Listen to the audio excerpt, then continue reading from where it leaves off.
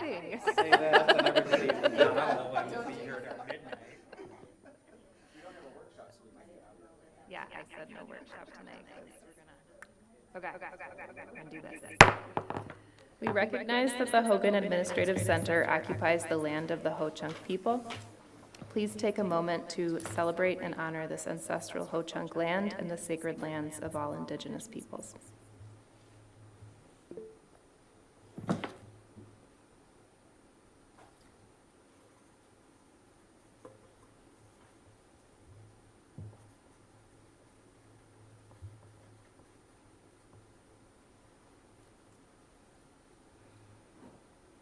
Will the secretary please call the roll?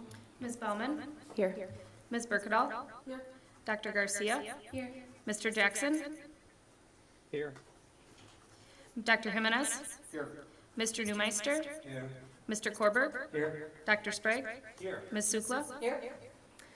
The quorum of the Board of Education is present, so the regularly scheduled meeting of April 15th, 2024 is called to order.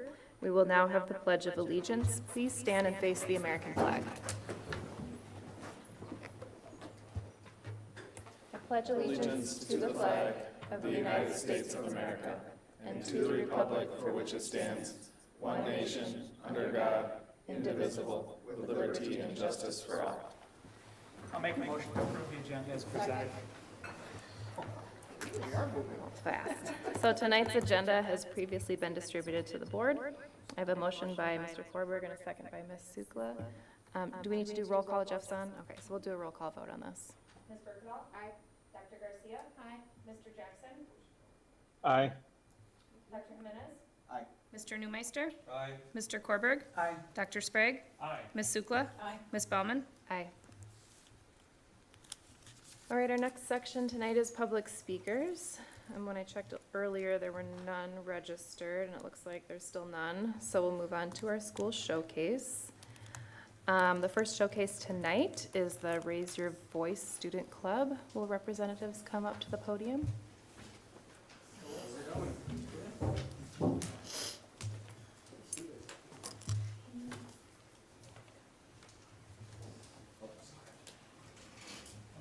think we have the slides. Should we just go in the order? Oh, beautiful. Everyone? Brief introductions. My name's Brad Bryan. I'm at Crosse Polytech. I'm the advisor for our club. I am Ms. Tia Teske. I am a Central PE and health teacher. I'm the advisor for Central's Club. Our club advisor for Logan couldn't make it tonight, but there are also some students from Logan here with us. Next slide, I guess. Right now, we just started, at least at Central, we started just this January, this club through NAMI called Raise Your Voice. Right now, we have 5 active members, potentially going to keep growing and growing and growing the more we advocate. How many? Oh, next. That's Logan. 3 members so far, 1 advisor who happens to be at a track meet. Advisors are busy. Next slide. So this is our Polytech crew. We have an official 6 members. If you're doing the numbers, it's about 5% of our entire school body. I'm the faculty advisor, Mr. Bryan. We started as recently, I think around December-ish, I think is when this all got going. We are planning an event here, which I would rather the students tell you about than myself. We have to meet at least once a month, but I think given how quickly our event is coming up, we've been meeting about once a week. Should we let the kids do their whys? Yeah, Okay, you want to start with your crew first? sure. Central could, yeah. So we are going to introduce ourselves and then share why they wanted to join this club in the first place. So, Mike, you want to start us? Okay. It's been a long time, you know. Hi, my name is Mikey Deo, and I'm a senior at Central High School. And the reason I joined Raise Your Voice is because I wanted to advocate for mental health, especially having like mental health struggles of my own. And like on a personal level, I see like a lot of people at Central are too scared to like talk about their mental health because they're afraid that it will start drama or that they'll get in trouble. And so I think we need this club so that people have a different way to voice their anxiety and be able to like get help for their problems. So My name is Emily Ross, and I'm a senior at Central High School. I joined the club Raise Your Voice to just really make awareness about mental health. I think it's really important, specifically with growing up in like high school. There's a lot going on. There's tests. There's all those kind of things that kind of drain your mental health, and I think it's really important to know that people are there and that care for you, and just have people around you that notice. At Central, we've done our events. So we have done, it was International Day of Happiness.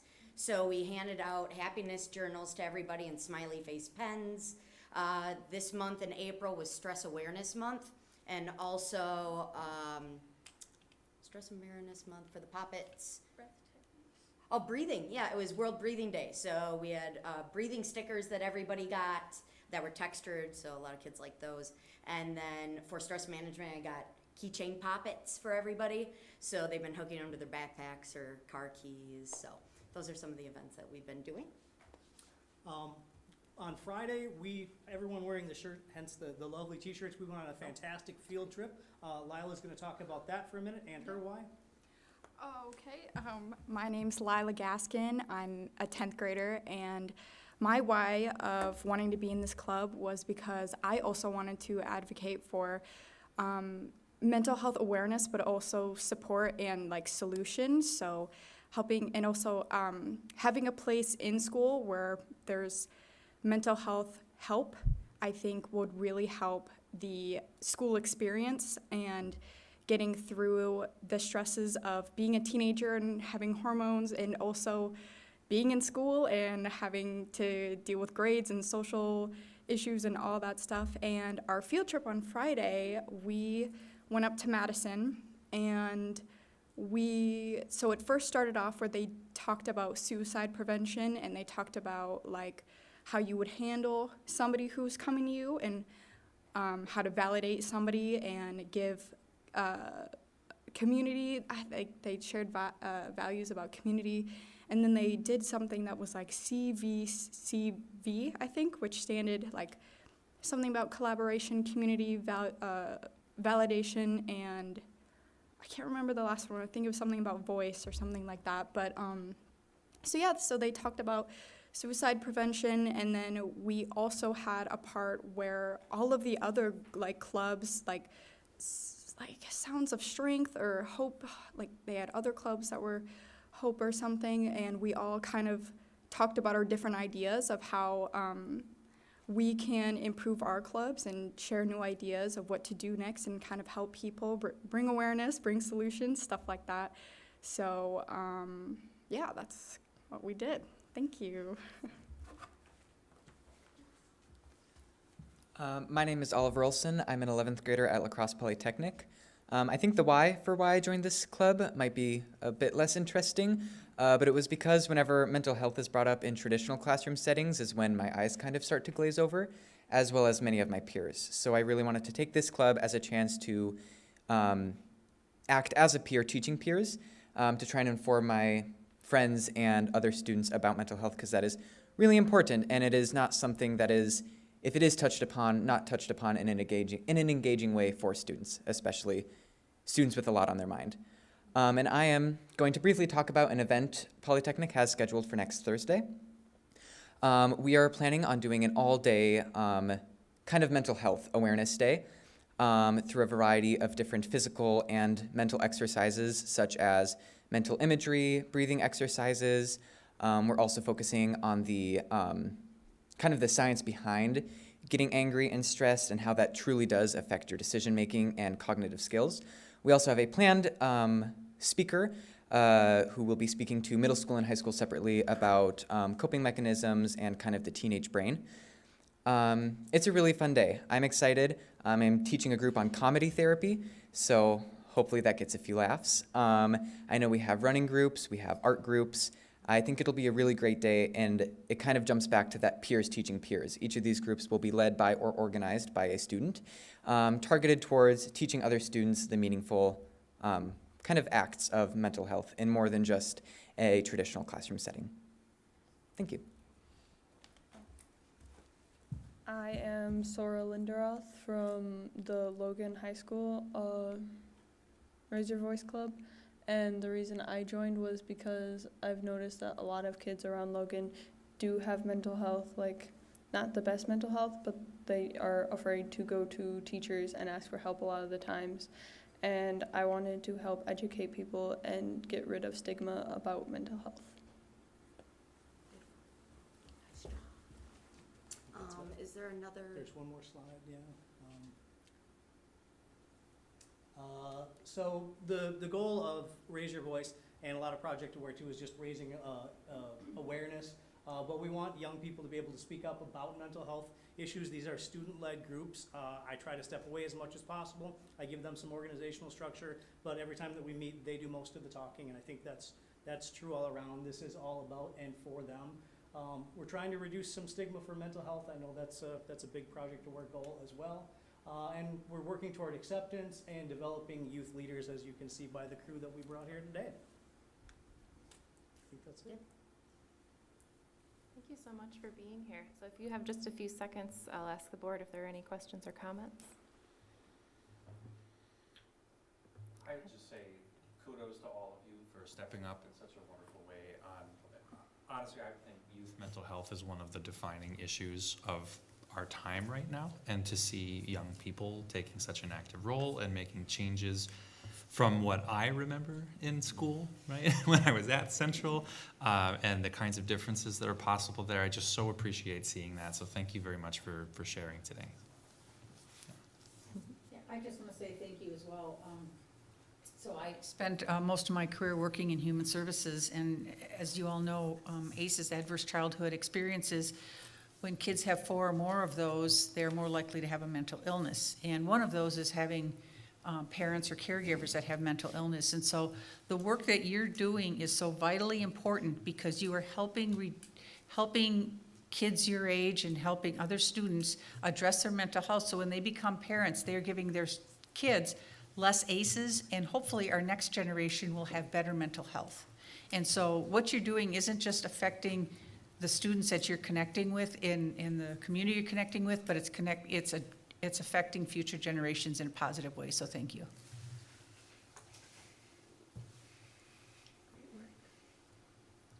Thank you for being here, and thank you for what you're doing within your school communities. Thanks. Thank you.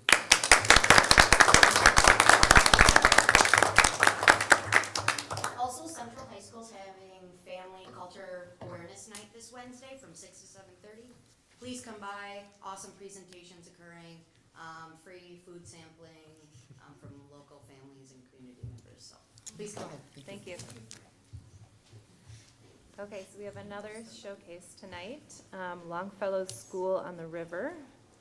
Will representatives come forward? We'll learn a little bit about the maple syrup tapping process. I know. It's like, wow. Hello. I'm Pam Pop. I teach ELA and history at Longfellow. Yeah, I'm Jeff Hansen. I teach math and science in 8th grade in the program. Yeah, and we're here on behalf of the River Pod. There are 2 other teachers, Nate Nyhausen and Stephanie Hine, that have half of our students. So we have 50 students. Jeff and I have 50 students, and Nate and Steph have the other 50. And we're just here to showcase, I'd say, a seemingly really popular unit of study and project that students really love to participate in. And so we'd like to just showcase that first to start out, and then A little history first? oh sure, we can go history. And also, it's easy, our teachers have been around a little while. Might go back into the 90s, believe it or not. But the program School on the Rivers was started back in 1993 by 2 administrators, Jock Durnford and Glenn Jenkins, and 2 teachers, Deb Buswell and Ed Gansen. And they kind of had a vision and a dream, I guess, back then of getting beyond the 4 walls of the school, getting kids outside. And they kind of had I think it was like a magnet school. It wasn't really charter schools, but school within a school concept going on. So there was school in the Coulee and school in the river and a Shakespeare pod that really focused on theater and the arts and things like that. So, really, it's funny how things cycle around, but I would hope, maybe something like that will come around again. But our program's kind of stood the test of time. We've been through a few different colleagues, but for the most part, Pam and I have been there for, like I say, I guess we started in 2000, I guess. Do we say? Like I say, we can predate. I'm okay with it. This gives it away, I guess. But And then Nate Nyhausen and Steph Hine have been on for about between 8 and 10 years, I would say. And through some trials and tribulation, we used to be a two-year pod. We had 7th and 8th graders multi-age together, and we really enjoyed that, and we saw a lot of great benefits from the mentor-mentee aspect of that. But unfortunately, due to like schedules and budgets and all those things, we did have to go. We were 7th grade for a while, and then we gravitated towards 8th grade, and this is where we've been now for, I guess, 6 or 7 years. So we've just kind of changed with the times, but like Pam said, we feel really strongly about getting kids outside and getting some authentic experiences, and really blending in people like, is it all math, is it all science? It's actually, it's all subject areas. So this really hit the native cultures, indigenous peoples and whatnot, and we try to blend it throughout to language arts, social studies, math, and science, actually. Yeah, and hopefully So- through their project, you'll be able to see, it's a nice cumulative example of a unit of study that's integrated, which we try to do with everything And it's as possible. It's student created, so. 100%. On the iPads, so we believe in, getting them out front and letting them basically get the limelight. Yeah, it was a little easier for them to produce this rather than have them all come for middle school, so. So yeah, you want to Yeah, go ahead so we and share can- it? It's short.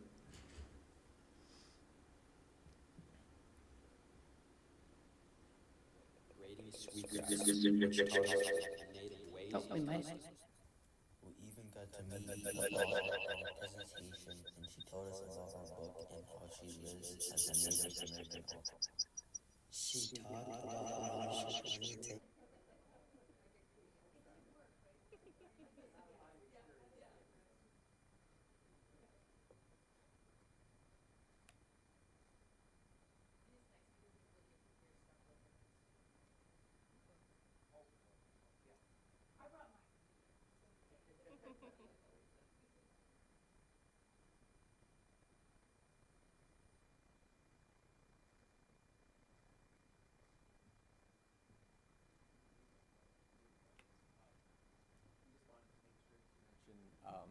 Jamie Ruppel, he's from the La Crosse County Facilities, and Andrew Meyer from the spilling U.S. out from the Army Corps of sides. Engineers.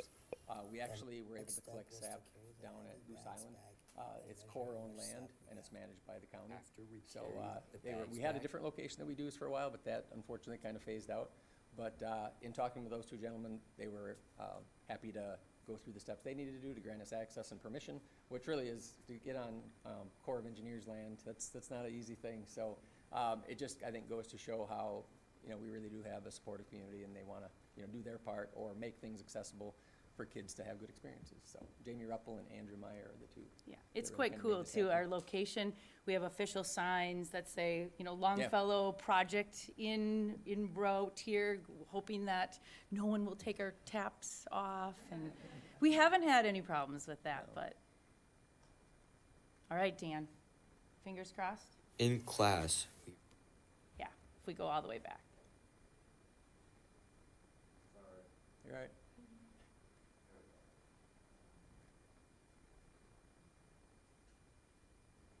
In class, we read Braiding Sweetgrass, which taught us the native ways and customs. We even got to meet the author at a presentation, and she told us about her book and how she lives as a Native American author. She talked about how you should only take what you need and give back. In science class, we learned how to identify a maple tree and make sure it's the right size for tapping. We also learned how to properly drill a hole in a tree, put the spile in, and hang the bag. Then we went to Goose Island where the tapping began. First, we drilled a hole in the tree, then gently tapped the spile in. We tasted the sap and then hung the bag onto the tree. 2 days later, we came back to find that the bags were completely full of sap. Some of the bags were so full that it was spilling out from the sides. The next step was to carry the heavy bags back and measure how much sap we got. After we carried the bags back, we had to dump them into larger containers. You're measuring it? Then the teachers boiled the sap down into the syrup. When the sap was done, it had cooked down by over 95%. Of course, we took the time to reflect the process in our field trip journals. And lastly, we had a celebration tasting the syrup. And everyone made, prepared, and enjoyed the pancakes with syrup. I know I speak for everybody when I say this, but I had a wonderful time making maple syrup, and I hope that everyone next year enjoys it too.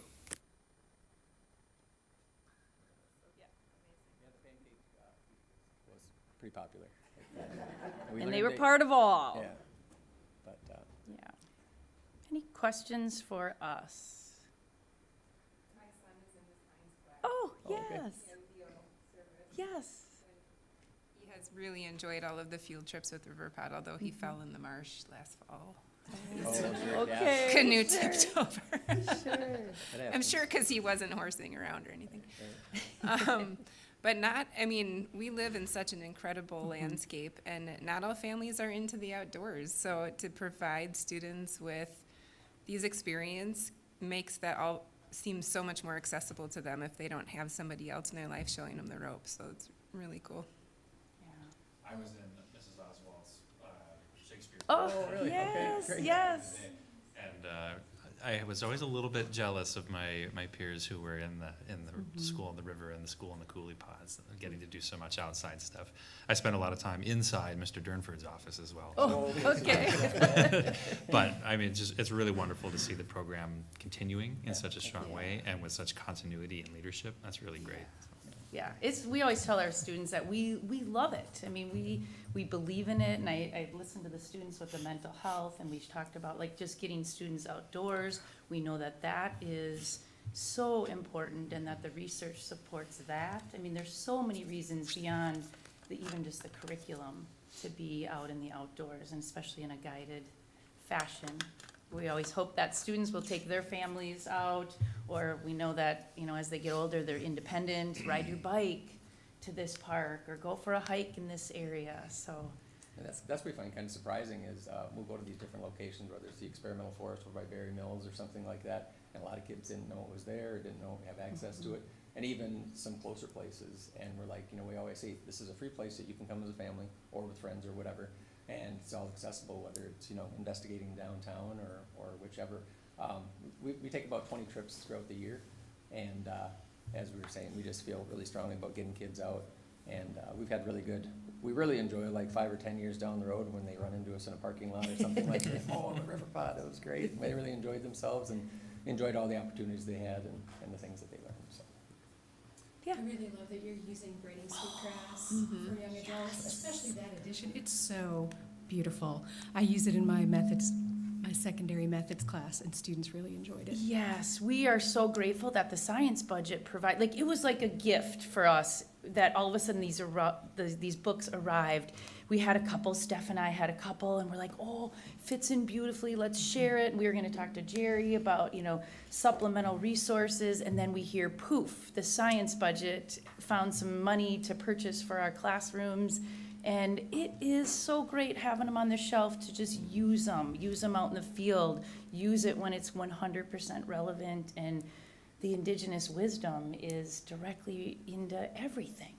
Our curriculum, into it's beautiful. So, and we were so happy to be able to go see her. Yeah. So at Logan, not too long ago, and I was really proud that our students knew a lot about what she was talking about, because we had shared some of those stories, and they understood her language as she was sharing about her stories. So yeah, it's a great gift. So thank you for supporting that, whoever was responsible for that.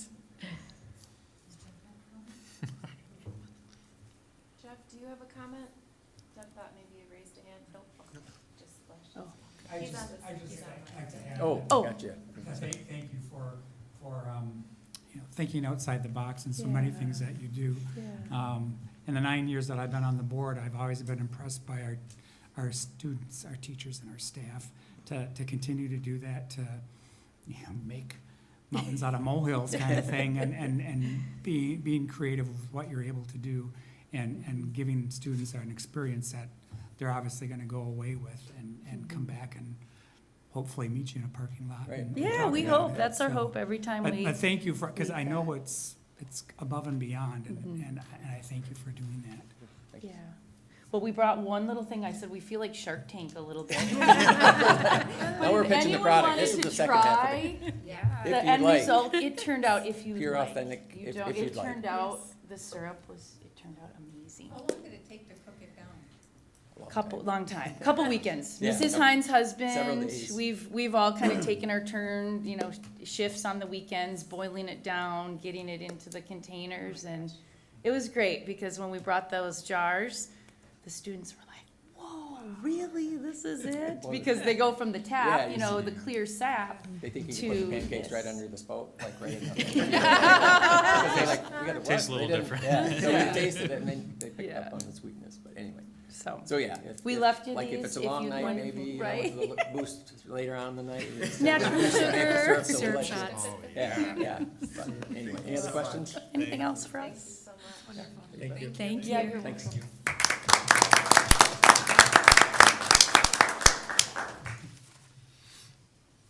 All right, so we will move into the superintendent's consent agenda. I'll make a motion to approve the items on the superintendent's consent agenda as presented. Second.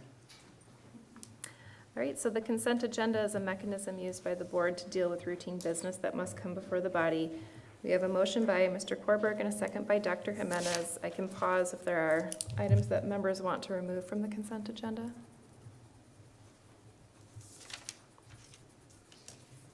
Not hearing any, so we'll do a roll call vote.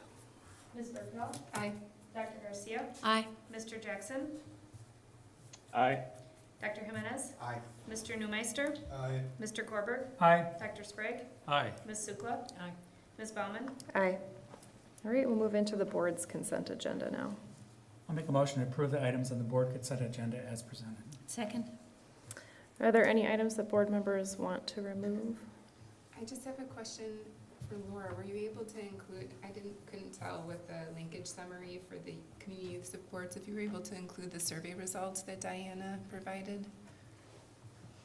Oh. I can add that, yes. Yeah, okay, thank you. Yes, thank you. All right, so we had a motion by Mr. Korberg, and was a second by Dr. Garcia? That's right. All right, we'll do a roll call vote on this one, too. Ms. Burkett? Aye. Dr. Garcia? Aye. Mr. Jackson? Aye. Dr. Jimenez? Aye. Mr. Newmeister? Aye. Mr. Korberg? Aye. Dr. Sprague? Aye. Ms. Sukla? Aye. Ms. Baumann? Aye. Okay, so we're moving into the matters reserved for board action. You'll notice 4 items, but there are 2 options. So I will entertain a motion for one of the 2 options, and then I'll open up discussion.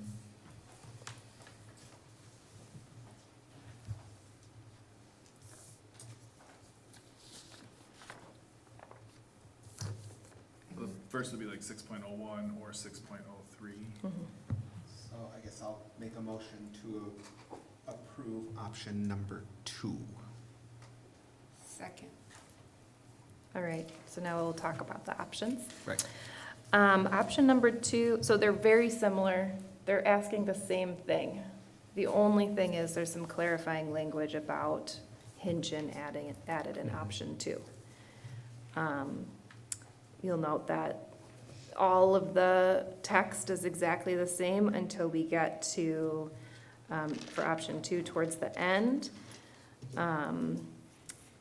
It says construction of additions, including for classrooms and a gymnasium at State Road Elementary School. And then the new piece for option 2 is to accommodate the consolidation of State Road Elementary and Hinton Elementary at the State Road site. This option has more language, so for voters who haven't been following along in the process, they may see all of the affected schools. Option 1 does the same thing, but doesn't say those things. So I'll open up to further discussion if it's needed before we do a vote. I guess I do have a question. Does this tie our hands in any way in the future if we needed to get to a point where we needed to have more consolidation? My hope is that that'll not happen, but does it tie our hands in any way? My assumption is no, and my assumption is that the language is added for clarity's sake, but I just want to verify. And my understanding is it wouldn't tie the board's hands. This is specific language just for this referendum with the intent to be clear about the impact on the community. And on the uses of the new facilities. Correct. Yep. Okay. So the money indicated in the referendum can only be used for the purposes indicated in this language, you know, or a reasonable interpretation thereof. Okay. You know, so it can't be spent on other things like athletic facilities or something. Sure. Unless it's directly related to the construction of these two buildings. I have just a few questions. One of the reasons we're looking at these consolidations is there's been discussion about staff that have to run between buildings. So which types of positions are those? Those are our specialist positions, art, music, and phy-ed. Psychologists, Was this a counselors, Counseling's typically on a per building basis. School psychologists, even with the consolidation, they typically share caseloads across buildings because of the volume that they're able to handle. So help me better understand, we're looking at these tough decisions, because if we don't, we would have to look at cutting staff. That statement's been made numerous times by probably all of us at this table. Yet when we got the list of positions that would be cut, we're cutting a number of teachers, 3, 4, 5, 6, 7, 8, 9, about 10-ish teachers, and some other types of positions, including art, music, phy-ed. So if we're cutting those positions, but you're saying they're running between schools, I'm confused, I don't understand this. Can you better explain that to me? Sure. So typically when we have 18 to 20-ish sections in a building, so numbers of student or sections of students, you know, kindergarten classrooms, second grade classrooms, et cetera, then it reduces the need for teachers to be shared across buildings to be, you know, full-time. And so by consolidating these buildings, we'll be able to reduce the need for traveling teachers and then subsequently the need in some. And so they'll be more efficient with their time there in their building as opposed to needing to travel to other places to cover down on things. Another question I have, and maybe Juan can help me with this one. Somewhere in the back of my brain, I remember hearing that to rescind a vote, because we talked about that being a possibility, considering there'll be 3 new people at the table, and I want to at least create that possibility for them if they want to discuss this. Can anyone make a vote to rescind, or does it have to be somebody who voted in the affirmative or voted in the majority for the issue? In Robert's rules, I want to make sure so I know how to vote this evening. I believe, and I will look it up, but I believe it has to be somebody who voted in favor, but I will check. If that's the case, I would vote for this, even though I am against it. I feel like we are rushing on the Hinchin State Road piece of this. There was, I feel like when we spoke, some of us met with folks at Hinchin, and there's a number of reasons to consider why this is a concern. Keeping that school, keeping the Title I for those students there is going to be very close if it'll make it. They already have a gym, as where State Road doesn't. They're all on one floor, they don't need an elevator. State Road is outside the bus route.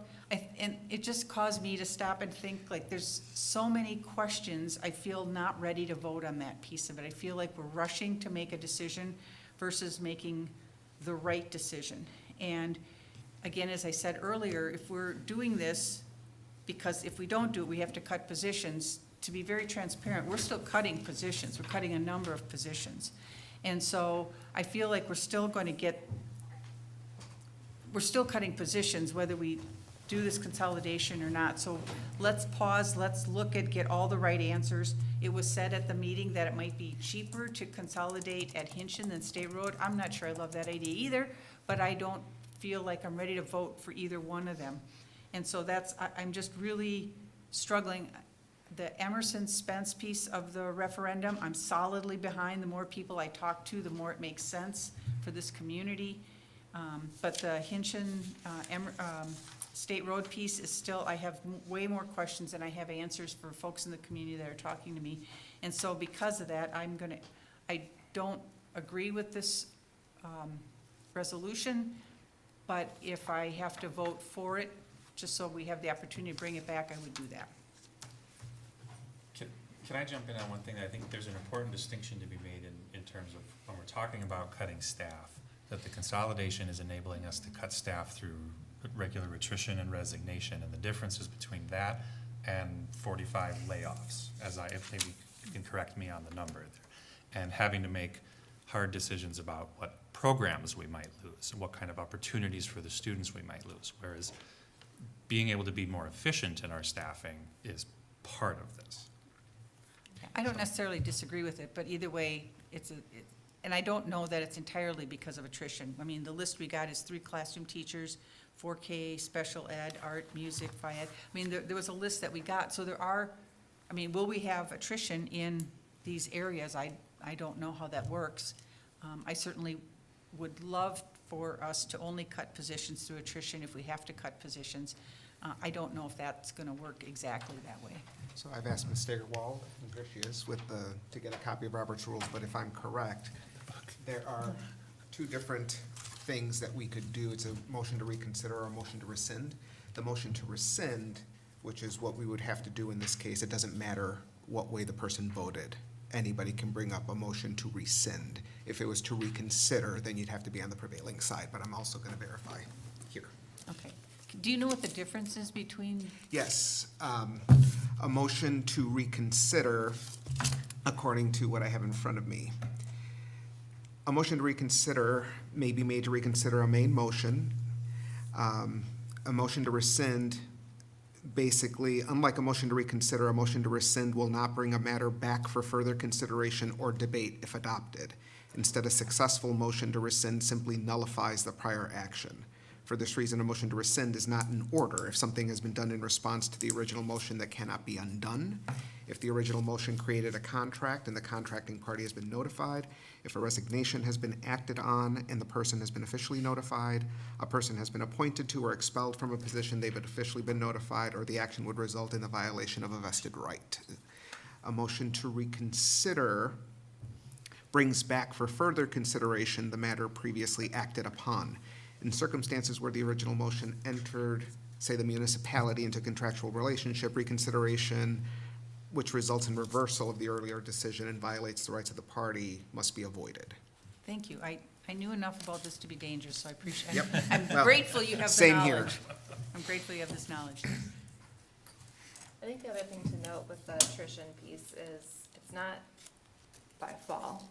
We're gonna have years to build, and as people move on or retire, HR and the administration will work to identify how to more seamlessly move people within positions that are vacated or hold positions and not fill them as we get closer to that deadline.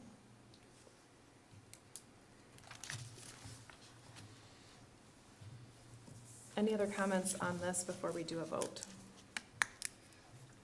I would say that I think option 2 is the better language because it includes the specificity that we've talked about and that we agreed upon in our last meeting. And I'm curious about the difference between the two in not naming Hinchin as part of the plan. And I think that in the interest of clarity for the voters and understanding this is what we're putting forward, what we think is a good plan to go forward and make an investment in our district, I think we need to be as clear about that as possible. That's my feeling about the language. So.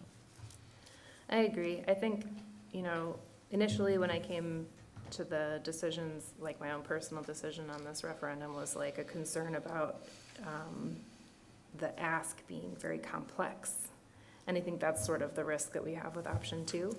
It's clear because it names everything that will happen with a yes vote, but it also, if we just consider how people consume information, the timelines that they take that information in, and when they go to the ballot box, sometimes it's 30 minutes before they arrived. But I agree. I think putting all of our intentions in there is important for clarity and also just to make sure that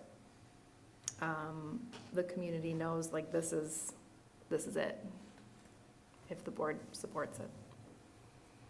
If I may,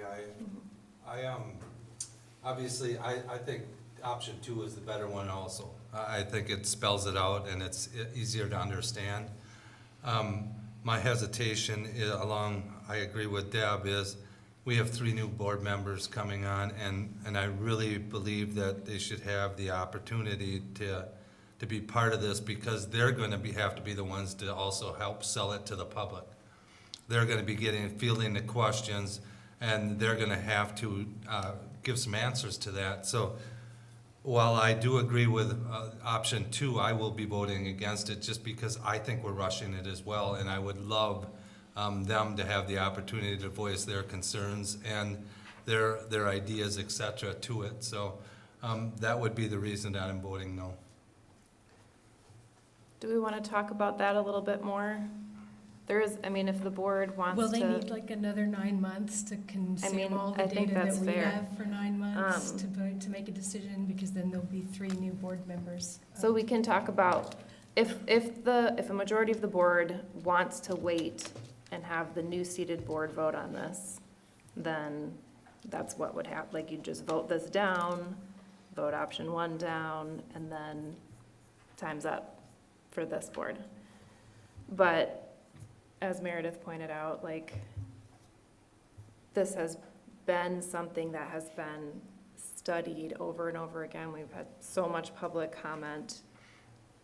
Like, at what point, with the roll of time that happens each year and 3 people potentially coming on and off, like, what is the sweet spot for hitting that and having a fully informed new board that has received all the public input, has crunched all of the data, and is ready? Like, time just runs out. But I'll just put that to you all as like a possibility. Like, if the majority of the board says we're gonna wait, then the new board would have to take that on immediately. There's also the risk of, like, we have voted over and over again that has shown the public that a referendum is coming. For sure, we know what the board has voted on, which is the Emerson Spence consolidation and then the State Road Hinchin consolidation. You can try to reverse that flow of information and try to reverse those decisions, but that's gonna create a lot more friction and animosity in the community if you jerk people around over and over again. So I would just caution, like, if the majority of the board is interested in delaying, that's the will of the board, but every action has a reaction, and if you're putting that kind of friction out there, you just have to be ready to receive some feedback. I feel ready to move forward with the vote tonight.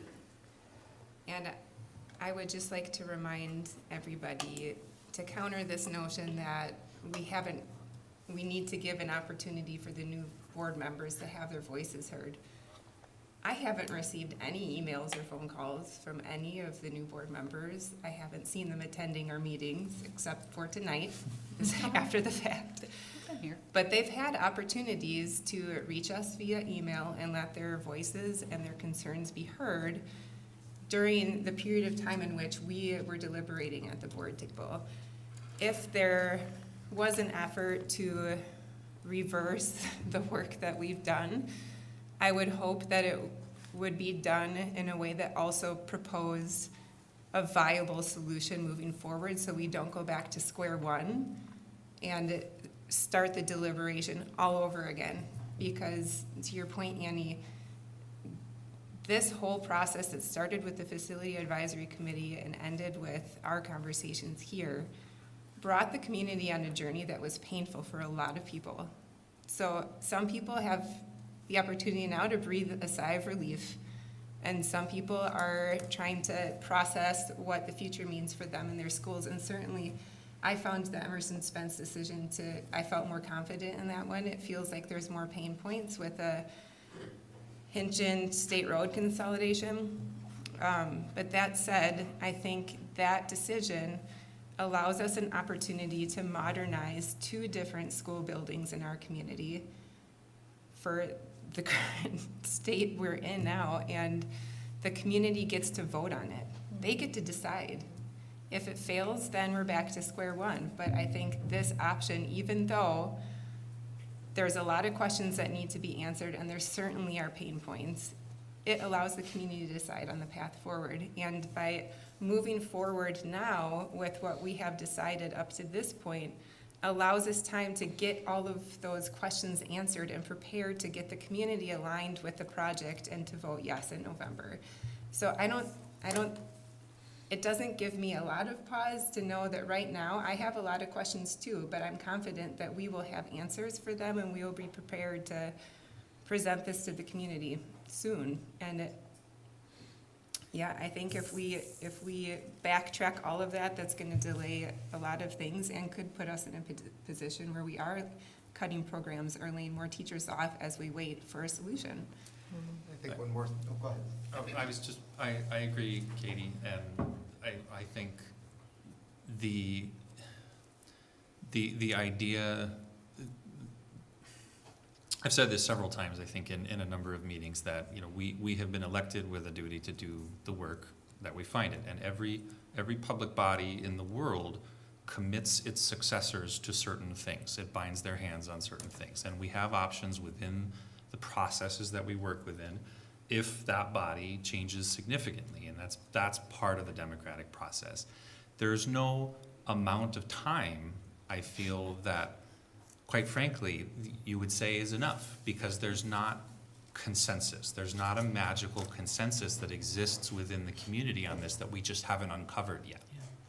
Right? We're working with differing perspectives, differing arguments. We're putting forth a plan, not the plan, not necessarily the one objectively correct plan. And I think, to Katie's point, let's remember that the referendum is the best way we have of getting the strongest, the most amount of public input, because not everybody is able to come and speak to us at our meetings. By open meeting laws, we're not able to necessarily engage in discussion with those individuals on the items they bring to us. We listen, we take that information into account, we get emails from people. We are accessible in a general sense, but it's not always easy for everybody to actually act upon that access, right, and make those perspectives known. And then there are a host of other issues that, of course, get in the way of people participating in the process. So the referendum is one way, the best way that we have of doing it democratically. So, I would just say that, well, as we know, one of the new members spent probably more time than a lot of us even digging into a lot of this, having served on the FAC. I think the sweet spot is middle of August when we have to have a date. I think the community expects a referendum this fall. I don't dispute that. I think we all agree to that. But what's on that referendum, I think when they go to the community and talk to the community about this, their voters are going to expect them to have answers. Why did you support this? Well, I didn't. This was just handed to me, so I have to live with it. That's not a good way. That's not a good way to support it. And as far as the cutting staff, it's so we would cut staff. We would take us years, because it'll take years to build a building and tear down the old building and all that stuff. That literally is how that works. It would take us years to save money, yet when we talk about having to cut staff, we talk about it having to do that in a rush. And I think we have to be honest that that could be on a similar time frame. And again, try to do that in a thoughtful way. I'm not loving any of those options of having to cut staff, but there are some tough decisions we have to make. And I think all three of the new members are pretty knowledgeable, and I think they fully expect that they have to have some answers by the middle of August. And a referendum is a good public input, but having public input that continues to tell this body no doesn't do a lot to build the trust with the public in this body. And so we want to put forward a referendum that has a good chance for success, in my opinion, because I think that's a more positive statement with the community. But at this point, it's crystal ball, and I think we're all crystal balling what that might be. I'm going to just add one more thing to the discussion. So another thing that we've talked about and we've heard a lot about is resistance to communities being split up. And with this plan, as Ms. Berkedahl stated, like, we get new facilities, which is important for our portfolio, and the money that will need to be spent in maintaining many old buildings. But keeping communities together is something that our community has really advocated for. If La Crosse does not support the referendum and does not like this plan, then the alternative is splitting up communities. I don't see another consolidation option that would allow school communities to stay together and to keep those students and teachers largely together moving into new spaces. So I just, as you're considering options, would just caution you, or just urge you to consider that, like, yes, there's like more information that needs to go out. Yes, these new board members will have to engage with this as something that happened before they were sworn in, but this is a good thing. Like, this is a good solution to a very complicated problem that has really caused a lot of anxiety in our community. Dr. Engel, could you remind me when the Facility Advisory Committee first started meeting? April of 23. Okay, so we have from April of 23 till now having conversations about what to do at the elementary level, and that feels rushed. So now the option is to have conversations between April and August to come up with a new plan. How is that not rushed? And that's what I'm taking away from this conversation, is that it sounds as though we are concerned about the rushing of getting to the point that we're at. We've had the Facility Advisory Committee do their work for a year. We've had multiple, we had the high school referendum. We've had consolidations at the middle school level. We've had budget conversations, at least the entire time I've been on the board. We have gone over and over and over this data.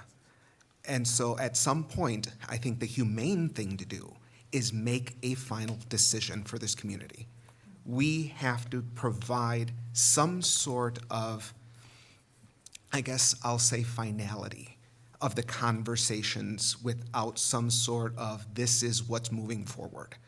The longer we prolong that, I think that is where, like Ms. Bauman said, creates animosity. That's what creates distrust. I think the humane thing is to make a decision today and move forward with it today and let the community, who is the ultimate decision maker, make a decision of what they want. And so with that, I would say I'd like to call the question. But I didn't say it was rushed, the whole issue was I did not rushed. say that you did. It was inferred. I didn't know it was not. Thank you, but no. All right, so we're Could gonna I do. just bring up one thing, please? Quickly. Yeah, Call the I need question. to- Yep. I'm sorry. I didn't need hear. to know how to vote. I need to know the parliamentarian issue as well. Is there, for, what do you mean? What is the Roberts rules if, for this, if someone were to want to reconsider or rescind the piece you were looking up? So if, and I did mention that already, if you want to reconsider, you must be on the prevailing side. Okay, If thank it you. is rescind, It is that, okay. then it can be whomever. However, the other thing that as I was reading, as we were talking, a motion to reconsider must be done the same day. A motion to rescind can be done at any time. Okay, so if you want to make a motion to reconsider, that would have to happen today. If you want a motion to rescind, you can do that at any other time in the future.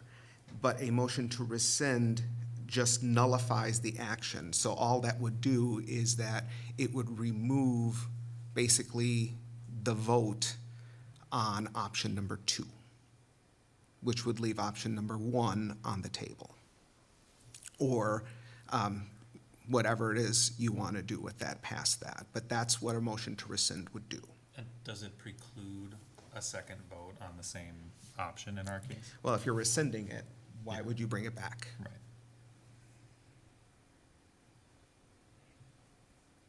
It's true, because if it failed, if the rescinding effort failed, then it would stand. Right, yes. Yeah, if there's a failure of a motion to reconsider or a motion to rescind, then the original motion stands. How does the agenda planning work for something like that? Does the president, whoever's president, have to agree to? So you could have a motion to reconsider that would then, we could decide as a board that we would agree to a motion to reconsider that gets brought up at a next agenda or an agenda in the future. A motion to rescind, again, can happen at any time. It would just be a board member reaching out to the president and asking for that item to be included on the agenda. To reconsider Okay. I think So I'm- again, the motion to reconsider has to be taken up at the same meeting. But if this board decided that they wanted to allow a motion to reconsider that would be then discussed at another meeting, they could do that. Okay. Thank you. That's a good clarification. All right, so we have to vote on this now. Mhm. Roll call vote. The motion was to, Option number 2. option number 2. So we will do the motion for the initial resolution authorizes, we'll do 6.03. Yes. vote Correct. first, correct? Yep. Correct. Okay. Thank you. Ms. Berkedal? Aye. Dr. Garcia? Aye. Mr. Jackson? Aye. Dr. Jimenez? Aye. Mr. Newmeister? Nay. Mr. Korberg? Aye. Dr. Sprague? Aye. Ms. Sukla?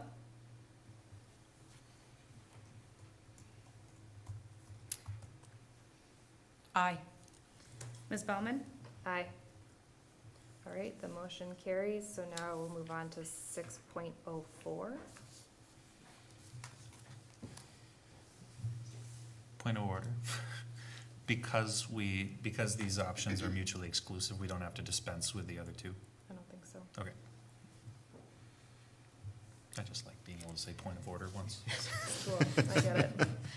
Maybe Yeah. someday you can bang this And, thing. and I guess the other thing I would say to that is I'd be careful in wanting to go back and vote no on option 1, because then we would need a motion to reconsider to bring that back, or motion to rescind, and so it just makes it more complicated. All right, I'm entertaining a motion for a 6.04. So moved. Second. All right, I will not pause on this one because this is just continuing on in the legal jargon and needs. So we'll do a roll call vote on this. Ms. Berkedal? Aye. Dr. Garcia? Aye. Mr. Jackson? Aye. Dr. Jimenez? Aye. Mr. Newmeister? Aye. Mr. Korberg? Aye. Dr. Sprague? Aye. Ms. Sukla? Aye. Ms. Baumann? Aye. All right, so the motion has passed. We'll move on now to our information items. The first thing we have up is the quarterly budget report, and I'll turn it over to Dr. Engel and Ms. Spring to talk us through this one. Thank you, Ms. Baumann. So if you check out the quarterly, monthly report, Ms. Sprang's got some kind of guidance for how to think about it if you're interested, and noted in blue in a couple of different places some analysis that she conducted, and I'll turn it over to Ms. Sprang for any notes. So we provide a monthly financial report to the board. On a quarterly basis, we discuss it a little bit more as far as what's going on in the end of the quarter. So we're 3/4 of the way into the school year. It's almost over. As you'll notice, though, that our expenditures are still exceeding our revenues. One thing I would note about March is that is the last state aid payment until June. And it is also, we get one tax payment in April. So so as you see the fund balance growing, it still has to cover some areas until we get a lot of the aid at the end of the year. And some of our major expenditures are in June. That would be our open enrollment, the voucher payments. Those are things that are at the end of the year. And we also have to include the payrolls for July and August for our staff that works a school year but gets paid on those months in July and August when they would have no income. But those are expenditures of this fiscal year. So as I have a quick question. Yeah. Is that a cash flow that's paid in June, or is that an accrual in June for that payroll that happens in July and August? It's accrual. Okay. So we're at a point in the year where we're really kind of waiting for many other pieces of aid. One thing that came through in March that I will note is the per pupil, $742 per student.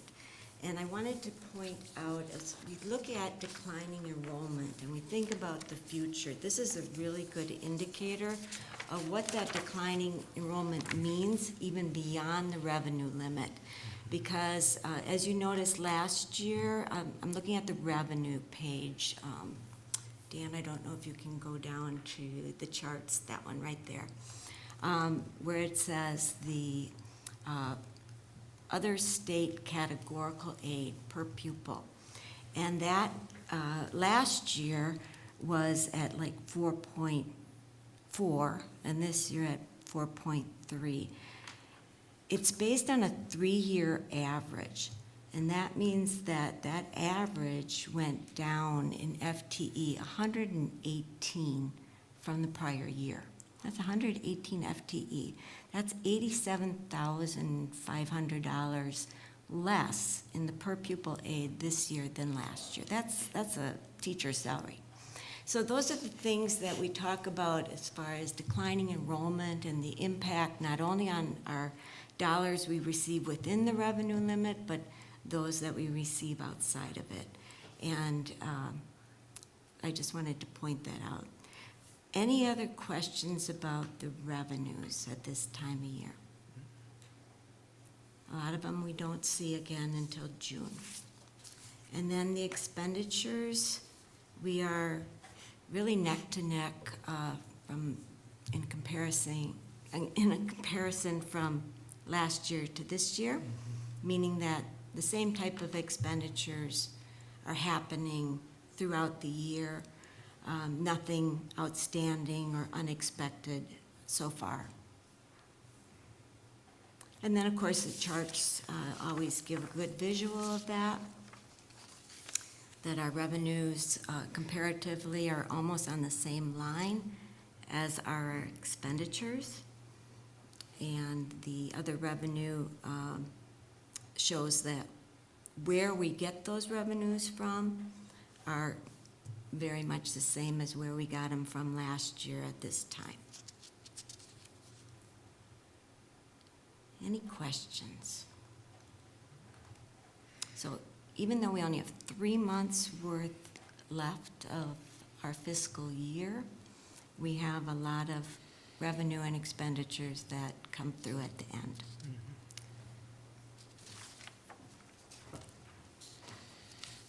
Any questions? Do we know the actual numbers for what the voucher payments will be at the end of the year? It's about 2.4 million. Is that still a projected figure, or is that hard numbers now? No, that's the number that DPI projected. It could change by the end of the year, depending on if, actually, I think they don't change, because even if a student leaves the voucher program, we still have already committed to that money. 2.4 million, you said?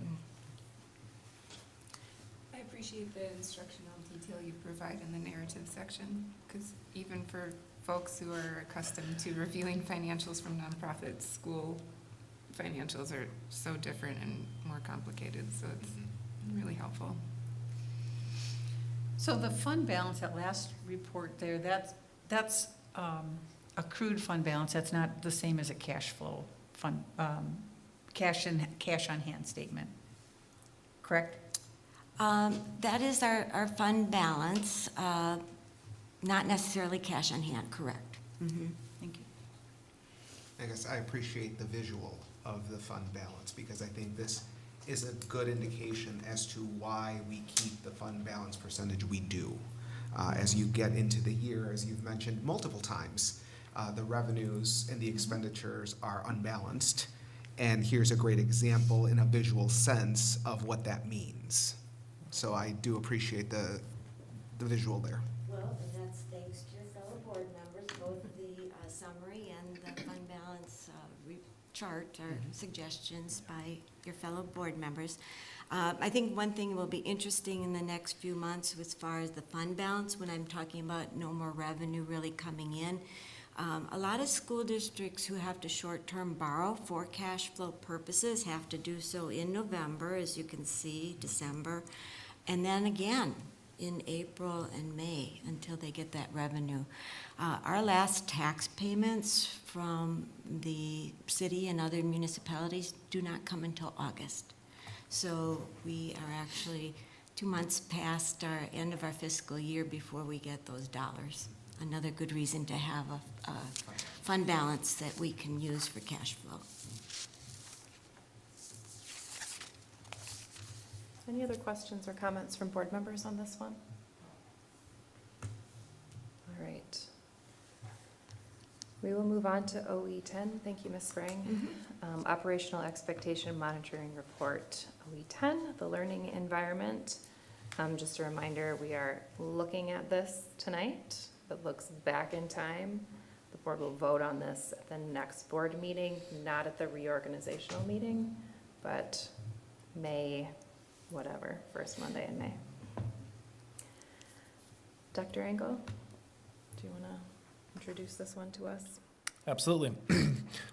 Tonight I'll work through the indicators and then go back to the summary at the end. I think there's lots of good information in this particular OE, not that there isn't in all of them, but when I think about our primary purpose as an educational institution, it's results and the environment our students live in. And so those results policies, and then OE 10 and OE 11 are really important for capturing the instructional program and the learning environment of our students as well as their results. And so I'll talk through each of these in turn. There's not so many indicators. OE 10.1, the superintendent will maintain a climate that is characterized by support and encouragement for high student success. Indicator 1 indicates 80% of students will respond affirmatively to the annual student climate survey, indicating feelings of safety, belonging, and support at school. Responses will also be proportionate across all student groups. Evidence, we do an annual student climate survey, which the results are presented here. We found that 80% of students identified affirmatively to the survey questions related to safety and support, and 78% responded affirmatively that they feel like they belong. We indicated not compliant because we were below that 80% mark for belonging. We identified areas in need of improvement last year as well, and in response created an action plan that's linked there that highlighted our current efforts, best practice, and new actions to implement, as well as existing actions to reinforce. We're encouraged that we saw growth in all 3 areas across the district, with significant increases at the high school level, 5 to 10% across areas.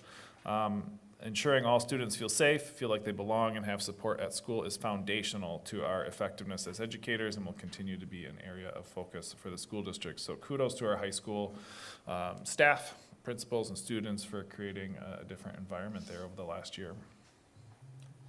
I'm just curious about the action plan. What was the process for putting that together, and what kinds of district staff were involved in that process? Yeah, we used a PDSA cycle, Plan, Do, Study, Act, and started by reviewing our current practices, studying what best practice ought to be, and then identifying key strategies to implement. A lot of it's doubling down on stuff that we already know works. And so we involved district staff in that process, and then over the course of the year, implemented those strategies with our principals. Many of those strategies already align with things in our school's school improvement plans. There are things that they recognize in the buildings as well, and so it wasn't a lot of new stuff. It was mostly reinforcement of existing high-quality practices. I would say that we're on the heels of a global pandemic that dramatically impacted students' sense of belonging, having been at home for a while, their sense of safety, with everything else. And so I think we're in a bit of a recovery mode regardless, and maybe that's some of the bounce back, but also I know that our principals and teachers have been creating as inclusive environments as they can. So.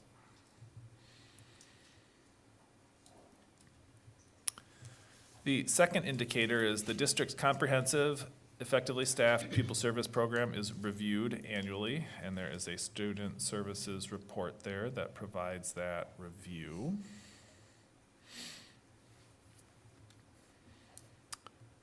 10.2, the superintendent will ensure that all policies and procedures regarding student behavior are collaboratively developed, appropriately communicated to students and parents, and enforced equitably. Our first indicator, the Code of Rights and Responsibilities, is reviewed annually and provided to the school board for review. We indicate the workshop where that happened, as well as its location in the annual work plan.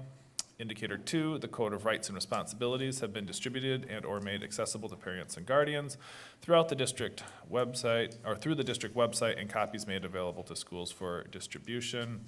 The Code of Rights and Responsibilities is accessible on the website at that link and is required to be signed annually by all families. Indicator 3, the superintendent or designee convenes stakeholders annually to review the Code of Rights and Responsibilities, to provide comments, suggestions, and input.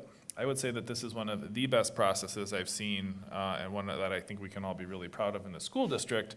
We have a variety of focus groups that look at the Code of Rights and Responsibilities around focus questions and general commentary, and student input, parent input, identity group input has all been incredibly valuable in changing this Code of Rights and Responsibilities to a certain extent dramatically over the last 4 years.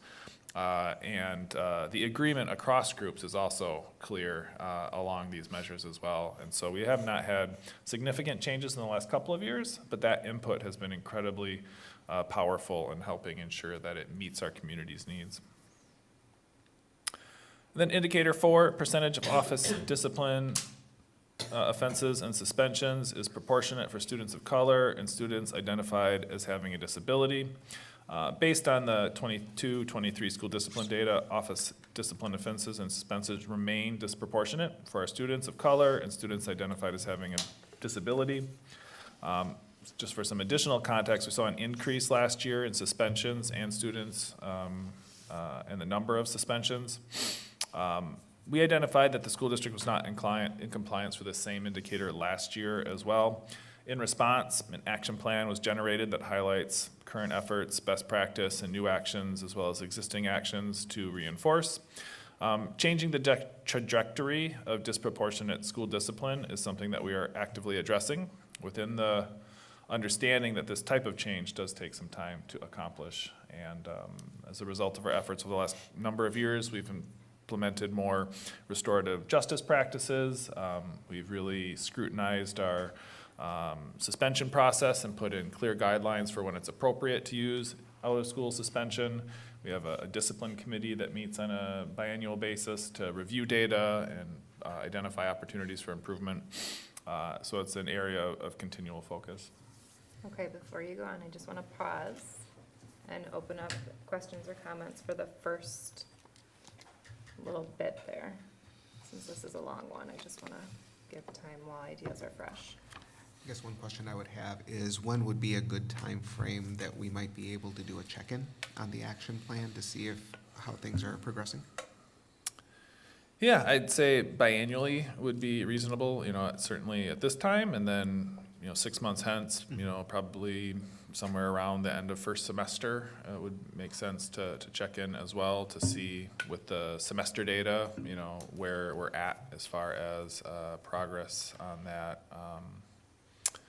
Then those measures go. We'd be able, with the systems we have, we can pull data pretty continuously, and so it would not be hard to generate some data there. Yeah, I think that would make sense, and maybe trying to add that to the work plan would make sense to do a check-in. Mm-hmm.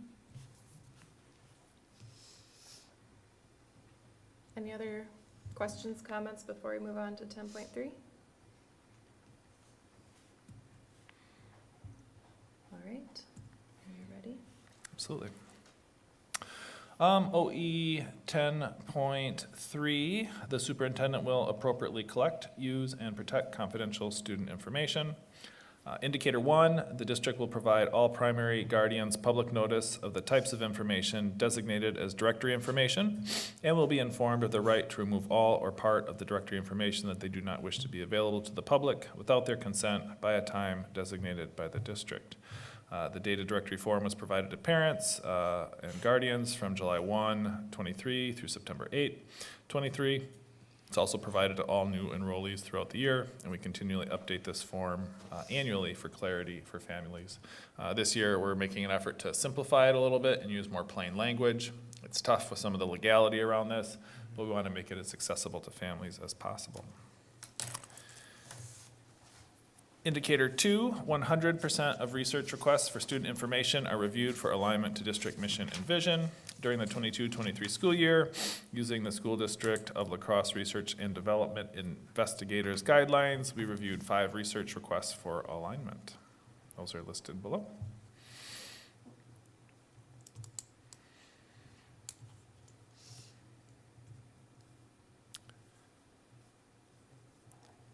There's no questions on those. I'll move on to OE 10.4. Very quick question. Yeah, shoot.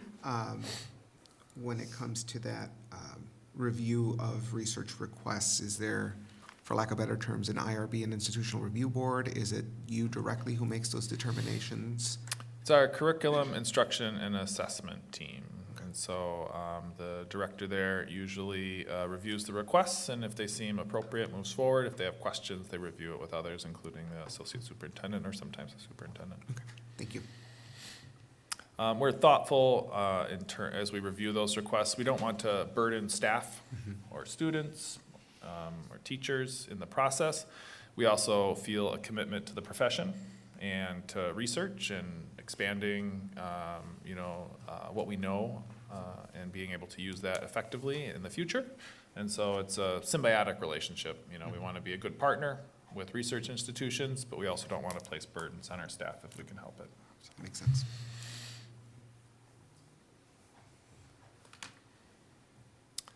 All right, OE 10.4, the superintendent may not tolerate any behaviors, actions, discrimination, or attitudes by adults who have contact with students that hinder the academic performance or the well-being of students. Indicator 1, 100% of formal reports of misconduct by an adult are investigated by the appropriate member of the administrative team or designee.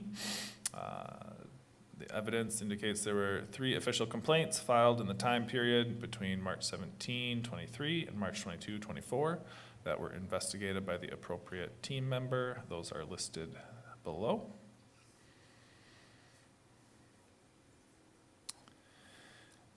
And then OE 10.5, superintendent may not tolerate unruly behaviors on school property and at school-sponsored events by students or by adults that disrupt learning or that are disrespectful, discriminatory, or dangerous.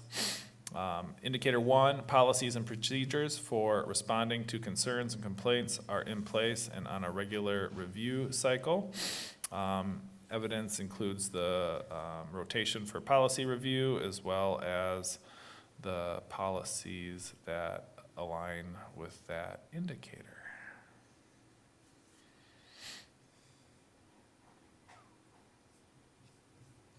All right, questions, comments from the board? I'm formulating a more complicated question. I want to get something, but I have a wonky question. Do we have adults on staff in the district who by definition do not have contact with students?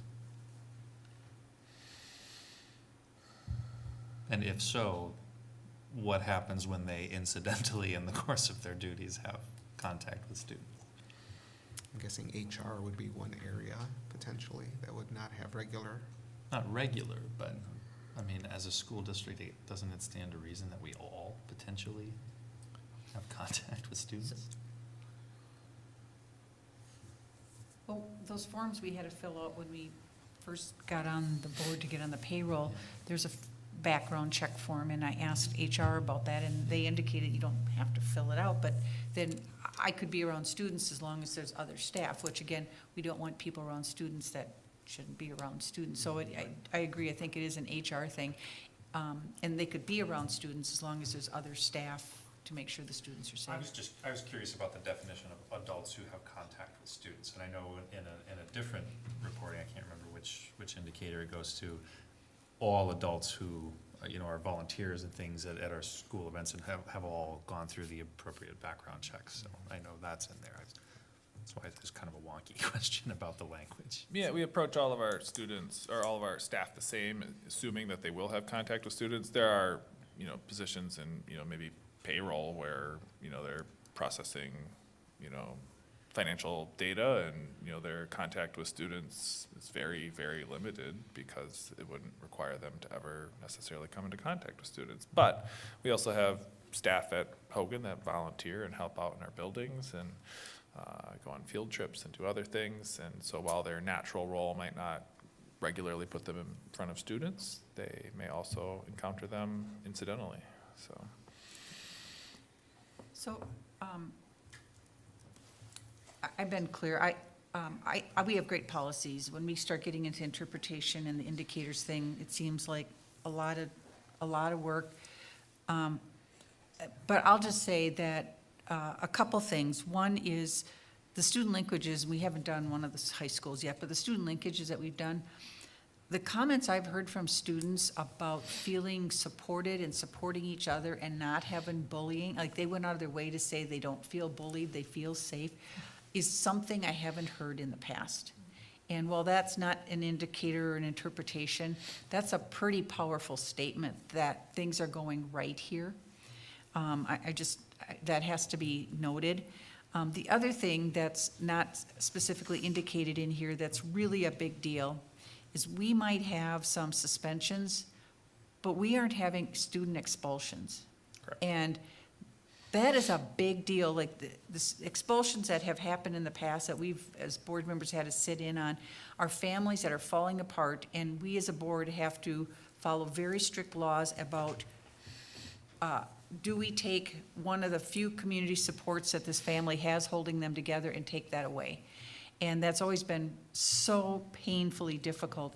And the fact that we aren't seeing student expulsions, that this district is looking at how do we address student discipline without going and taking that resource away from families, is another powerful, positive statement. And again, I'm not a big fan, I struggle with the indicators and the interpretation, I've been real clear about that. But when you look at the policy and the evidence that I've talked about with the lack of expulsions, and what we're hearing in student linkages that we haven't heard in the past, it's really a powerful statement to what's going right here, and that just needs to be said. And I would say this isn't the forum to talk about interpretations necessarily, but I might bring it up next month when we review monitoring reports. I'm not a huge fan of the interpretation piece either. I would prefer to define the terms in the actual policy, and I think it would create a more clear alignment between the policy, the defining of those terms, and then the subsequent indicators to create that more clear link. I understand why the interpretation's there to a certain extent, but I think it's like a bird walk. It moves us further away from what the exact intent of the board is, and I think we could simply define the terms in the policy item and then subsequently, find indicators that align directly with that. To me, that makes more logical sense, and we can talk about that more in 2 weeks, but, I think to your point, But it the gets policy confusing. that we have, what we expect, we're seeing it with Yeah. just not having to look at all the indicators that you did all the work on putting together, so I Yes. don't want to disrespect that. But these other indicators that have been in front of us just need to be noted. Thank you for highlighting that. I had a question about 10.2. It's really just like a bit of information I was curious about. Do you ever, or can you disaggregate that data by level, the suspensions and discipline incidents, so we can know if they're at the elementary, the middle, or the high school level? That'd be information I'd be interested in. Yeah, we can look into that. The disproportionality is distressing. To think that like half of our black students have had a discipline incident we can do better than that, I feel sure. But it is a team effort and a lot of work, I know. Yeah, and it's not just a school effort, it's a community effort, right? Exactly. Our communities are segregated, our communities have disproportionality. We're a reflection of our communities, and so students walk in with different experiences, and that plays out in different ways in our buildings. Doesn't alleviate our responsibility to thinking about that deeply and making change and doing everything we can on our own. but it does take a partnership across agencies and community entities to move the needle on those things. And I think to Deb's point earlier, we were at a linkage at Polytech this week, and they talked about the community things that they get to do together and the field trips. I was thinking that tonight when they were talking about their maple syrup collecting field trip, the importance of those kinds of bonding activities to keep kids connected to school and, yeah, lower bullying, build community. I will also thank Deb for giving me my way into my question. Actually, we were at the linkage with the Logan students the other day, and I too, as you were, we had a great conversation with them. Was struck by the positivity that they have about their facilities, about their peers, and about their teachers. The word love was thrown around about teachers, which is always nice to hear. But it does make me think, and I'm looking at 10.5 now, and here we're getting into the interpretations and everything, but I am a little worried because we have heard multiple times throughout this past year and now from different sources, and specifically in that linkage, about bathrooms in the high schools and let's call them by definition unruly behaviors that are disrupting at least some students, because some of those students have said to us, I have been disrupted by this. So when I'm looking at your interpretation, obviously we have prohibitions. That's just a statement that these things are not allowed, and there will be consequences if we find them. So I am curious though about what we are doing to reasonably prevent and discourage the kinds of problems around the bathrooms in the high schools in particular. And middle school. And middle school. I mean, across the board. Let's not, elementary school kids are gross too, so. Yeah, our school principals are acutely aware of the challenges in their building and work with their staff and students on a continual basis to alleviate those issues. We would need a workshop to bring them in to discuss the granular detail at which they're addressing each one of these issues. I can't provide that right now. I don't think that's what I'm asking for. I guess I want some indication, not in this sense of indication, but indication that those discussions are live and active, and if you're assuring me that they are, that's good enough for me right now. But I'm hoping that when we see, if I'm going to vote on compliance for that in particular, when I know that there are these incidents, having a policy like this doesn't mean we're going to have 0 incidents of unruly behavior. I guess it is more proactive in thinking about, well, what are we doing to minimize and to mitigate the impacts of those behaviors? Yeah, so all those suspensions are an indication we don't tolerate that behavior, right? And That's a positive way to look at it. They're graduated response, right? Like, it's developmentally typical in middle school to make some bad choices, and same thing at high school. Like, we all made a mistake or two, except for Miss Bergdahl, of course. And so when that happens, there's a graduated response, right? You start at the lowest level, like, hey, were you aware this was a rule? You can't do that. And then they move up from there. Sometimes things become pervasive to such an extent we need to change whole systems. And I would say, there are some instances of that, when vaping started to take off and became a thing over the last, half decade. We had to change how we approached that. It wasn't as easy to address as smoking with cigarettes or dip was historically, and so things have been adjusted over time. We haven't typically ticketed for a lot of these things, and we don't typically ticket for disorderly conduct, some of that stuff. And so if some of those more acute measures are off the table, we're trying to seek other ones. Restorative justice is something that we put in, which can be very beneficial in the right circumstances, but not every kid's ready to accept a restorative process, and so you need something that's more punitive. Some of these things that are happening aren't necessarily safety issues, and it's really only for safety issues that we send kids home for suspensions out of school. It's not appropriate to exclude kids from education if they're not a danger to themselves or others. We have to find other ways to get them to behave and to access their learning. And so there's a whole range of strategies that our principals are using. And I can say that when we do our student outreach through the Code of Rights and Responsibilities process, which we did this winter and early spring, we identified some new things that were popping up for students and put into place new strategies to adjust. And it's usually through working with principals, either in a building specifically or more broadly. You know, as it related to vaping, our students identified that, you know, like, well, what if the parents are giving it to them? Like, how do you hold them accountable then? You know, so that's a problem. Is that a thing? It's a thing. Sometimes, rarely, but it can be a thing, you know. People have different views about the legality of these things and whether or not it's appropriate. With marijuana being legal across the river, it's created new challenges there because people approach that with different moral beliefs and mindsets, and it impacts how it gets down to kids.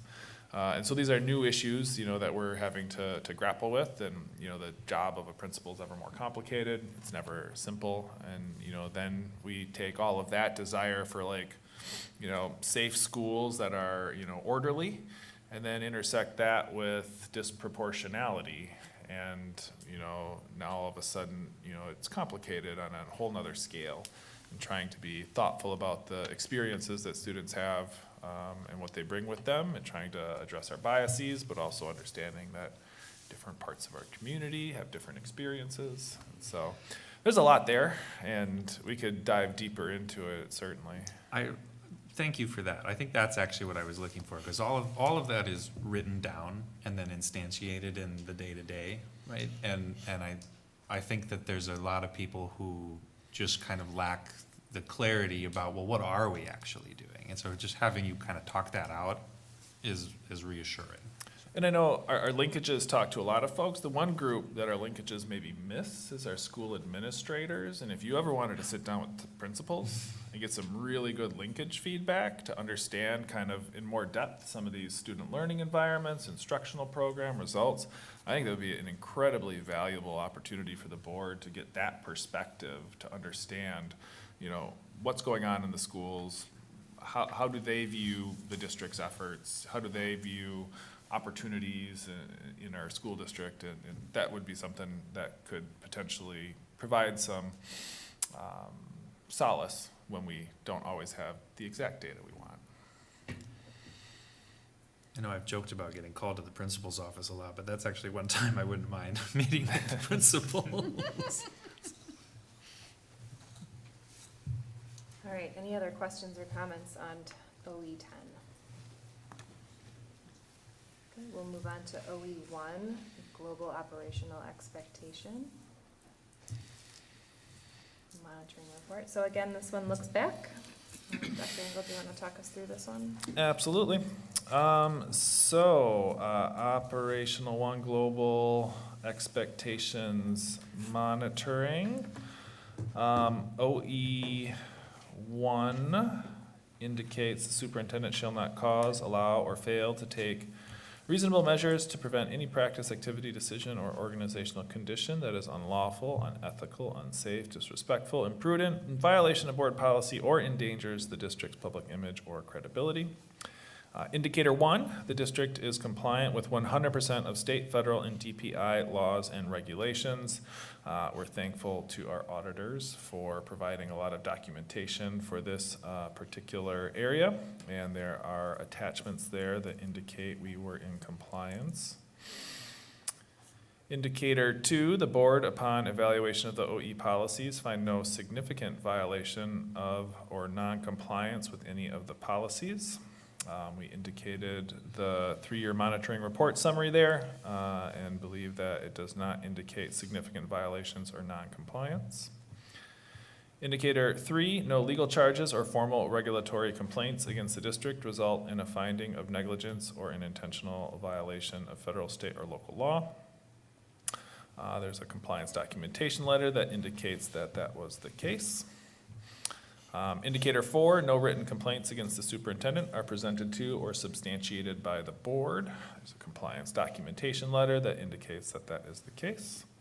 And then district employees are terminated due to unethical, illegal, or unprofessional conduct violations. The attached compliance documentation letter indicates we terminated 2 employees for those reasons over the last year. And this is a short one. I have a quick question though, just on the terms again. Disrespectful is used in the policy itself, but is not defined in the definition of terms the way the other list of issues is, and that's a notoriously slippery term, and I'm wondering if that needs to be defined. Yeah, this gets to how we move from the policy the board wrote to an interpretation, and then to definitions of that interpretation where disrespect is not included. And so I think that's part of the challenge, this like shifting of the grounds. And so I think it certainly could bear some refinement as we move forward in our monitoring process. As it relates to disrespect, hard to think about what that would mean if we're not allowed to, if we should not allow or prevent disrespectful behavior at the student level. That's a daily occurrence, and it's, you know, developmentally typical for students to lash out, you know, especially in that controlled environment. You know, we certainly don't want our community to get perceptions of disrespectful behavior from our staff or our employees, and we certainly have a process to remediate those things. I think as we move forward, we've been talking about that interpretation definition of terms. It's an opportunity to think about the core policy as opposed to the interpretation instead, to help define that, and if need be, find monitoring indicators that address it more directly. Questions, comments from the board? Seeing head shakes. All right. We will move on to announcements. Mason, do you have any announcements today? Hello.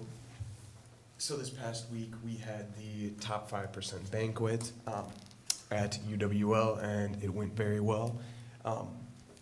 As well, this upcoming few weeks, there are a lot of exciting recognitions. So on the 22nd, Viterbo is recognizing outstanding volunteers in the community.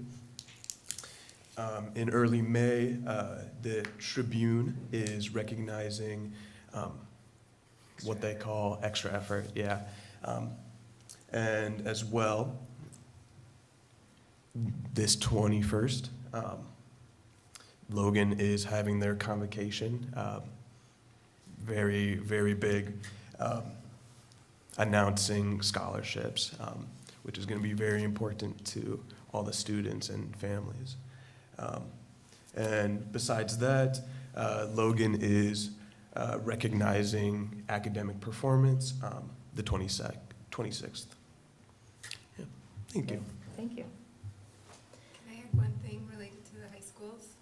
They're, the high school musical for the district that includes Central Logan and Polytech kids opens this weekend. It's the Putnam County Spelling Bee, and their shows Friday, 2 Saturday, and 1 on Sunday as well. Cool. Thanks. Thank you. All right, so I heard kind of before we were convening, Dr. Sprague, you have no updates? No updates from CISA because we had a snow day. Okay, on cool. our scheduled meeting. Ms. Burkett, you had none as well? All right, the only one I have is that the high school staff, like all staff linkage on Monday was canceled and rescheduled. Watch your emails for that rescheduling. Laura, was there anything else related to linkages? That was just the one, right? Okay. All right, that's all I have today. Otherwise, if I could put a pin in, we do have the Do it. Central Student Linkage this Wednesday at 3 Yeah. o'clock. Great, thank you. Dr. Engel? Yeah, a number of things. The first is April 19th. So this Friday, we have an opportunity to meet with staff, if the board so desires, at 3 o'clock at Central as a part of the engagement with staff regarding the referendum. It's a natural opportunity because staff have a professional development day. So there's a little more opportunity there to take advantage of We'll have those survey results out to you tomorrow, and that'll help, with some of your understandings. But just wondering, if there's any structure you want to put in place around Friday at 3, and if folks are able to make it, and if so, how many? And I'm happy to help provide some questions or focus questions or breakouts or small groups or however you want to do it. There could be anywhere from 8 to 800 people there. I suspect maybe in the range of 50 to 60 would be my guess. But it'd be a great opportunity to kind of talk to staff and think about what is it, like, what are you trying to get out of that in terms of helping, understanding how to proceed forward. And so if you've got goals, I can help put together structure and questions so it's ready for you at that time. Or if you want to assign somebody instructional lesson planning for that day. Trevor's out, but You're pointing to your nose because you want to, right? self-identifying. It's Friday at 3. Friday at 3. We had that scheduled a while back and kind of billed it as a listening session. I Okay. was wondering if that was still kind of I think that's what I'm planning on being there, and I'm hoping to do a lot of that. Okay. Still able to be there.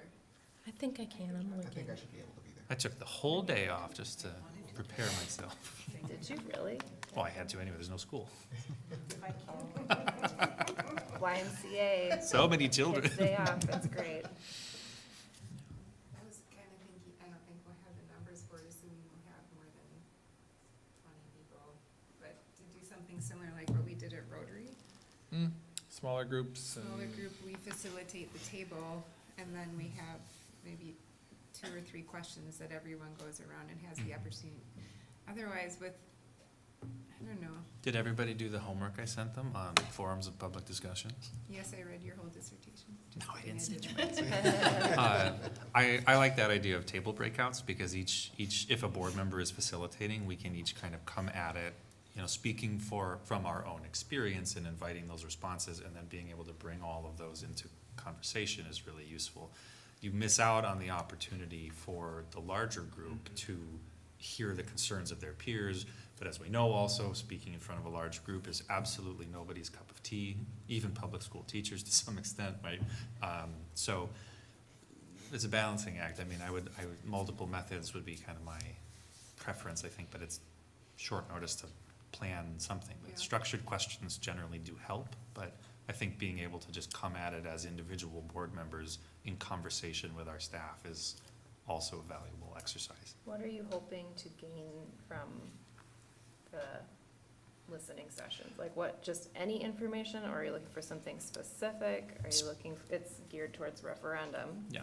Speaking just for myself, what I'm hoping to get from it is what are the actual questions about the referendum that people have that they don't think have been answered through our deliberations. Okay. I think identifying categories of concern too, and like which ones have priority. If the more people are concerned about one aspect or another of the referendum, would be good to know, like. I would also hope that staff could provide some input to us on what opportunities they're looking forward to with new facilities. Yeah. What kinds of things are important that we consider? I think breaking out in smaller groups, you won't get as much of that. I think with a bigger group, people generally feel more comfortable, I think, and they get ideas from others. And you're kind of, with a smaller group, you have 5, 6, 10 people on the group, you may miss some of that as well, so. Is there a tool the district uses ever, like the Mentimeter or something, where staff can scan a QR code and then type in questions they may have, so if they don't wanna say it out loud or feel stupid asking or whatever the case may be, they'd have an opportunity to still submit a question? That's a fairly accessible method too. It's pretty easy tech to set up. Yep, we have a number of processes for that we can adopt. Note cards. I'm always a fan of note cards. I'm low tech. I'm such a Luddite. A what? People who smash Non-techies. machines. I've turned into one. I was gonna write that down and look it up later, but I'm glad you asked that. The history of Luddites is a little different than their reputation now. If you want to talk about the labor movement. All right, so I'm hearing maybe an opportunity for some small group stuff, maybe an opportunity for some whole group stuff, with an opportunity to ask questions in a way that encourages participation. Maybe start small, but we can. So I'll put something together. The alternative to starting small, going big, is starting big and going small to identify some key questions, if there are themes that come out of the large group, to bring into the smaller group as conversation starters. It's, whichever is probably fine, and we should ideally do more than one of these. So then those present would just split into different areas of the room and people could approach whomever they wanted, whomever. Do we have to worry about a quorum being present? It'll be posted. Oh, right, okay. Yep, a quorum of the board may be present, no decisions will be made, so, yeah. All right. Just a few more announcements for me. April 22nd is Earth Day, and April 26th is Arbor Day. A lot of our schools celebrate those events, so a lot of neat things going on. The best day of the school year is the first day of school, in my opinion. The second best day of the year is graduation, and we have 3 of those coming up. The first is May 17th for Cooley Region Virtual Academy and La Crosse Polytechnic. Their graduation will be at 5:30 p.m. at the Polytechnic Loft. It's an awesome event. I really enjoy it. Intimate and personal. It's a really neat opportunity to see our graduates from those programs. And then May 24th is Logan and Central High School graduation. This year, Logan will be at 5 p.m. and Central will be at 7:30 p.m. and they're both at the La Crosse Center, so back to back. Awesome venue, great experience. If it works out in your schedule to be there, we invite school board members up on stage, get to shake hands with every graduate. It's an amazing event, so highly recommend that. Yes, I did get a big. Yes. And this is also the final board meeting for 3 of our school board members, Jeff Jackson, Brad Korberg, and Annie Bauman. I just want to extend my incredible thanks for your service to the school district. Jeff has served for a year and really helped usher us through this year. Annie has served for 3 years. I can't think of a more exciting 3 years to serve on the school board. It's one of them.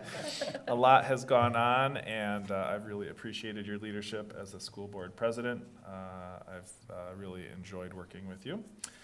And Brad has served for 9 years, 3 full terms on the school board. I'm impressed by your dedication to public service, to public education, to our students and our staff. You've always had an eye on the right things in my mind, and I really appreciate everything that you have brought.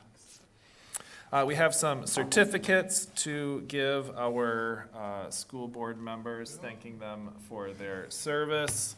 And something we're instituting moving forward is when our school board presidents leave the board, we're giving them a gavel to represent their time as school board presidents. So thank you so much. Thank you. Behaved on your way out of the office. She's gonna use that at home, I'll I was bet just thinking that too. Just wait. Now listen. Family meeting, 5 minutes. So I've said plenty of nice things, but I'm sure others have some nice things to say as well. I just want to say thank you, Annie, this year of leadership, so difficult, and particularly your students in the schools, and you have to go face angry parents, I'm sure, and you've done it in such a professional, calm, open-minded way. You've really been a great role model to us, and I want to thank you for that. And Jeff, I always have envisioned myself as the great business brain of the board, but you've really challenged me. You've really helped us think about things more creatively and more broadly, and bringing your vision, your business vision to the board, and I really have appreciated that.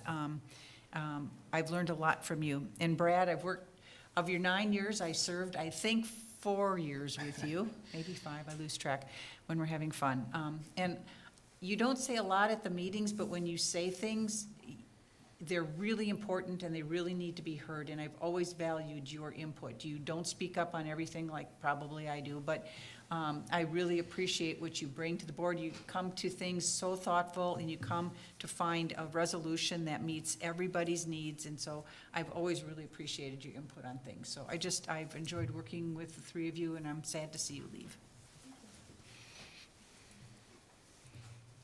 I would echo that a lot and also say thank you for, in particular, just for myself, helping me learn the ropes and getting the order and the processes and putting up with all of my wonky little questions that are probably not totally related to the business at hand, but are helping me understand the work of this whole process. So thank you all. So I'll just say that I echo that as well, but I also am painfully aware that our ideas and don't always line up in my thoughts, and my my wants and needs are different than others, but that's what I was elected for. But I appreciate the way that all of you have at least showed the respect and dignity to allow me to talk. Even though tonight I was cut off a little bit. I appreciate that, and I respect all of you for, this is not an easy job. It's you know, and it's a thankless job, and we serve for a reason. We serve for the better good, and we have different ideas and all different outcomes at times, but I think we all do it for the right reason, and I appreciate all of you for serving, and I look forward to seeing you in a parking lot someday to talk further. So thank you all. I've really enjoyed the opportunity to work with and learn from you three.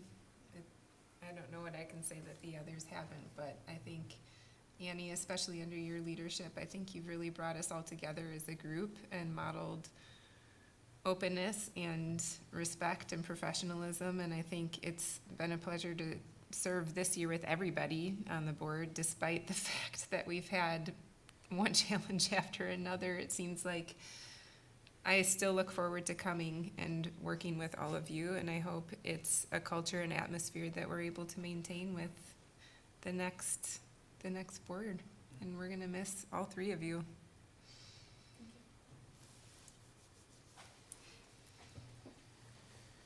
All right. We can move on to agenda planning.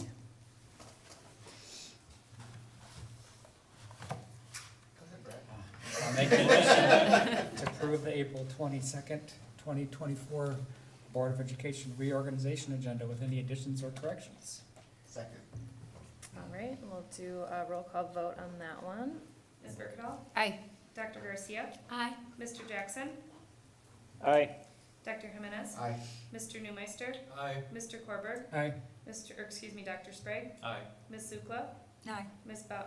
Was that aye or nay? Aye. Okay, thank you. Ms. Baumann? Aye.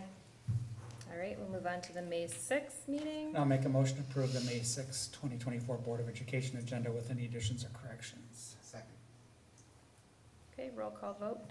Is that the one where the students have the art? Yes. Yes. Okay. Ms. Birkenau? Aye. Dr. Garcia? Aye. Mr. Jackson? Aye. Dr. Jimenez? Aye. Mr. Newmeister? Aye. Mr. Korberg? Aye. Dr. Sprague? Aye. Ms. Sukla? Aye. Ms. Baumann? Aye. All right, so we'll do a brief debrief. I want a quick, sorry, oh, go ahead. Oh, I just wanted to apologize to Ms. Steigerwald real quick, because I asked you if you had something that you weren't on the email for, actually, so I apologize for the comment on that one. no, because I did recall it. I just didn't follow up after. Thank you. Yes. Okay. Just keep it super brief. I think we did a good job focusing on students at this meeting, and I think like as we consider like the budget and budget deficits and consolidation and referendums, like, and it's hard, I know that all of our thoughts are always centered on what we think is best for students. I think like keeping that at the core of what we're thinking and deciding on, especially as this is also contentious and painful, to try to keep that North Star of what do we think is best for students. The little bullets that we can share with the press, the big one is just approving the referendum language, since the information items were just reviewed but not voted on. Does that sound cool? Okay. Any other comments on board debriefing? I think the other message for the press is to make sure they're aware that you three are terming off and we'll have new leadership at the next one. Okay. All right, we will adjourn. Thanks, everybody. I used my new one. It was this one. It's louder.